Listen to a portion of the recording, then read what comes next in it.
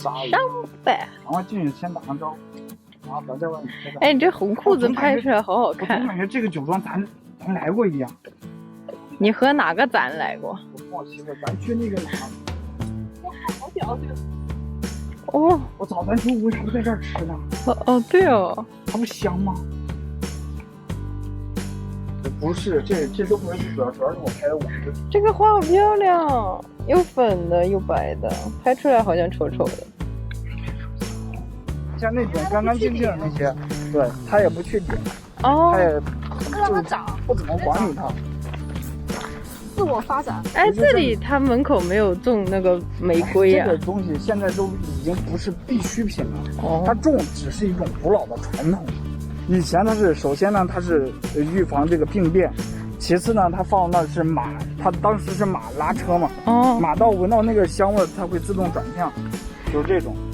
还有一点就是怕那玫瑰上面不是都有刺儿，就怕马蹄把这颗葡萄给踩断，对，所以说就专门的种朵玫瑰放在那，哎，这种酿酒葡萄吃起来是什么味道？很好吃的，是很甜的吗？很好吃的。你不要吃皮，只吃果肉的话，很好吃的。现在不你要想能吃了。它那个酒精全都靠糖分来转化成酒精的，它如果它不甜的话，它哪有酒精，对不对？现在还可以很摘一个尝一下，他妈现在是硬的，很涩。又涩又你酸看。那串都长得多好，你看你背后那串，宝宝。哦，这个，所以说你们以后再看到这种葡萄田杂草丛生的，千万不要说“操，这庄主他妈太懒了，天天都不除草”，可不敢说这话。哦，那就是还是杂草的好了。绿的，先从绿的，然后变成这个颜色，红的，然后变成紫色的。哦，然后它是边上的那个白色的东西啊，外面那层霜吗？是天然的酵母。哦黄金啊酵，那个是酵母啊。对呀。666。妈的，是英文汤还是法语汤啊？我不知道，你没定语言呢，妈的。只有英有法语，那你选择了啥？还有荷兰语。你选择了啥？荷兰语。你选择了荷兰语。荷兰语是叽里呱啦，叽里呱啦。不是 On va aller se mettre à l'ombre. 啊，OK。 Voilà, Super。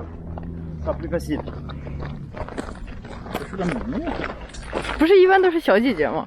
不一定，他这个时候不配员工，就是他们自己酒庄的人啊，带这个参观了。是在那个 buff 里面工作的，都是他们他说他是先从树开始吗？一般习惯先讲葡萄园嘛，啊，然后先讲葡萄园，讲酒庄历史，然后就这样。好热 C'est pour le masque. 啊！喂， Donc, comme on est dehors, 嗯哼 pas de problème. Par contre, moi pour parler, je peux pas mettre le masque. ，OK。 Donc vous gardez toujours de la distance avec Ok. moi et vous essayez de bien séparer les deux groupes. Et quand on est en cave, il faut remettre votre masque. Bon, bah, bienvenue à Chambert. Comment vous avez trouvé Chambert Par quel On a un ami qui est très professionnel à Bordeaux, donc Ouais. il doit conseiller.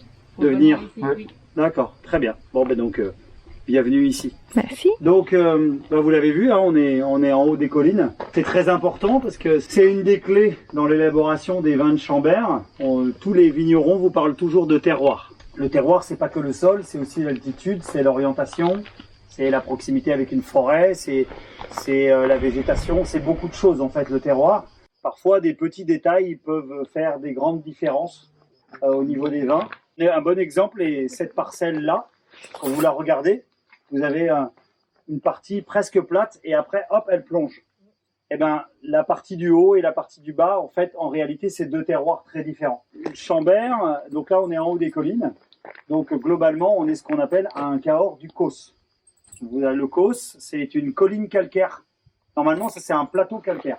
En rouge, c'est 90% de Malbec. Et c'est 10% de Merlot. Ah, petite feuille. Il est très découpé. 这个是什么？ Merlot. Merlot. Voilà, et donc maintenant il faut chercher le Malbec. Oh. Et donc le Malbec, il est là. Oui, il est là. Plus rond. Oui. Ah, Elle est plus ronde. Voilà. Qui veut garder le petit souvenir? oui, oui, je Voilà. prends. Merci. Voilà. On va aller un peu dans la vigne. Ok. Oui. Regardez. Vous voyez? Le raisin, il est en train de changer de couleur. Oui. Ok. Donc le raisin, quand il n'est pas mûr, il est vert. et petit à petit, il change de couleur. Alors là, si on goûte, vous pouvez goûter. Prenez un raisin, croquez. Ah, 肯定不好吃，别吃。那个这个吗？应该好吃呢。这个啊 Un raisin rouge, hein. Ah. Prenez un raisin. Ce raisin vert, c'est très dur à manger. 看表情，来让大家看一下表情。 Allez-y, prenez un raisin rouge et goûtez. 哎，好吃哎，甜的吗？皮很有涩点酸，那肯定，现在还没有到完全成熟的嘛。 Alors, qu'est-ce que vous ressentez?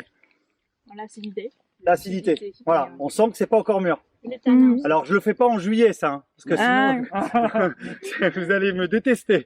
Quand c'est trop tôt, c'est vraiment pas bon. Voilà, donc là, on sent il y a encore de l'acidité. Alors, je vais vous faire comprendre une chose, c'est le vin est acide. Même quand c'est mûr, c'est acide. Le pH du vin, c'est 3,5. Ce qui va changer, c'est pas l'acidité.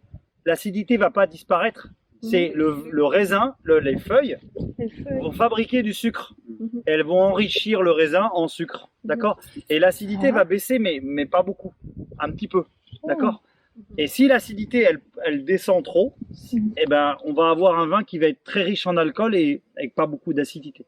Donc c'est très important de préserver cette acidité. C'est pour ça que par exemple une parcelle au nord, le soleil n'est jamais direct dessus. Donc ça a justement l'avantage de préserver cette acidité.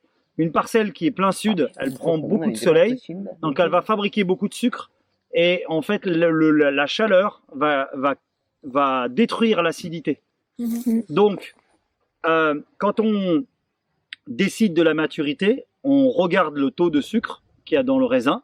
Ça c'est le premier chose importante, mais on regarde aussi l'acidité. Si l'acidité est encore élevée, on peut attendre si on veut pour avoir un peu plus de sucre.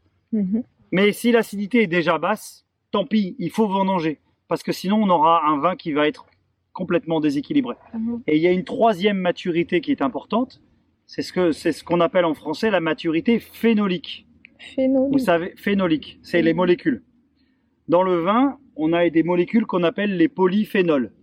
Et ces polyphénols, c'est les anthocyanes, donc c'est la couleur, c'est les tanins, c'est l'aromatique.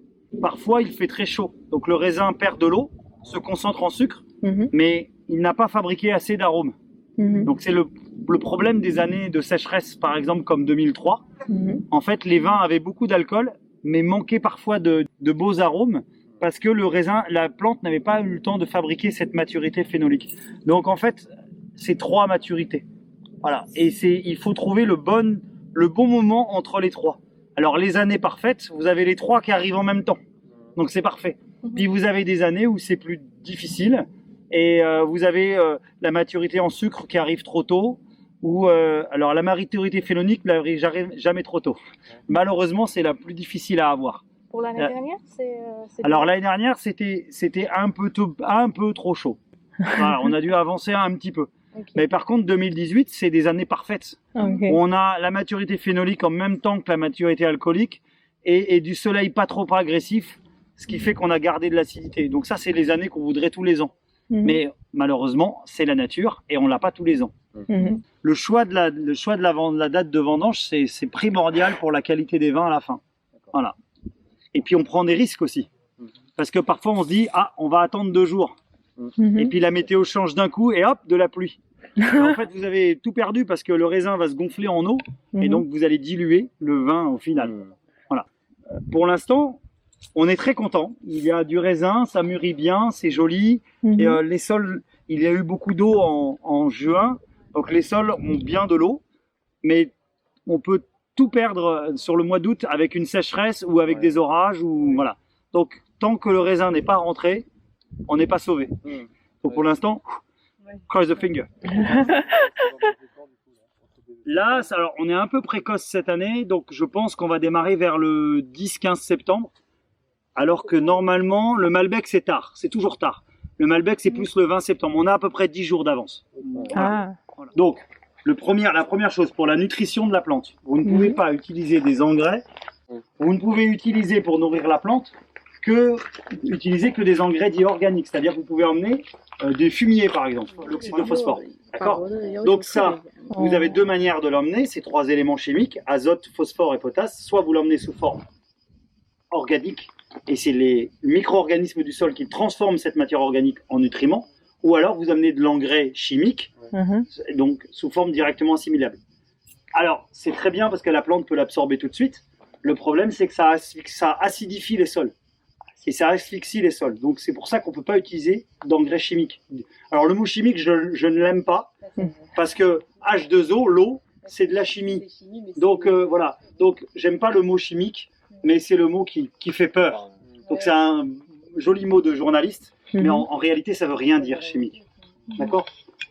Après, la deuxième chose, c'est les herbicides. Donc, effectivement, on ne détruit pas l'herbe avec de la chimie.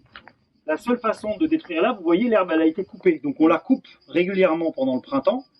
Et à l'automne, ce qu'on va faire, c'est qu'on va passer avec une machine, on va un petit peu retourner la terre. Alors, on ne fait pas un labour, hein, c'est pas profond.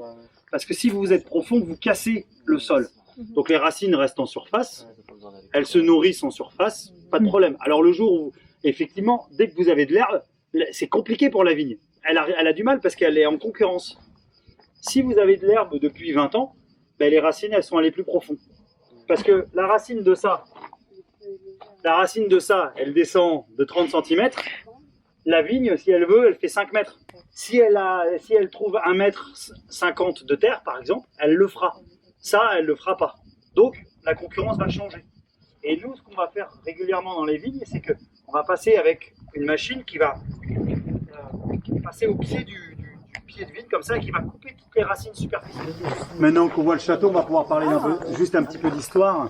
Alors, c'est un petit truc à savoir normalement, quand vous voyez un nom de château, si vous avez marqué château de Chambert, ça veut dire que c'est le château, c'est le lieu-dit qui s'appelle Chambert. Et c'est le château de Chambert. Et si vous avez par exemple marqué château Chambert, c'est le nom du château. Donc là, c'est le château de Chambert. Voilà, c'est le château du lieu.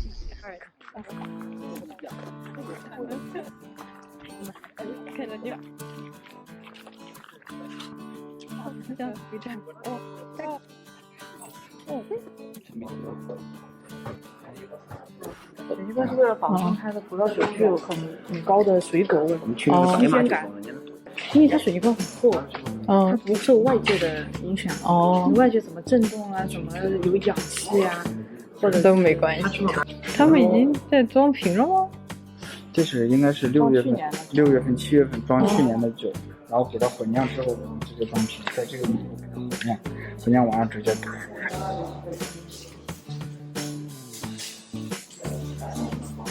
Vous aurez 2 vins différents là-dedans et dans un rond. Donc là, celui-là, 8 ou 9.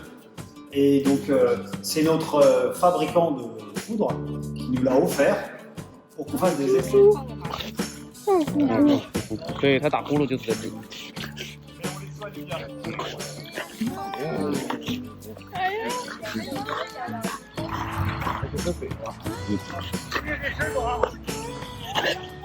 哇靠！果然是机器版本的。哇，它好热！它肯定热，它这么飞。不要碰到这个，这有电，我刚被电到了。啊！又肥又黑，真的好像国内的老楼。